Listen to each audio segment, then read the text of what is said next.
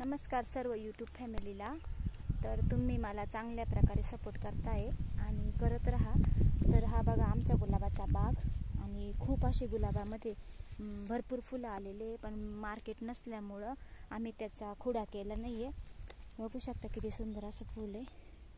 तर शेतकऱ्याचं असंच राहतं, त्याला खत पाणी सगळं सोडायला लागतं, पण भाव नाही आहे तर ते खुडायचे नाही। पण त्याला काही कमी नाही पडलं पाहिजे, जसं आपण रोज जेवण करतो तसं त्याला पण खत पाणी द्यायला लागतं।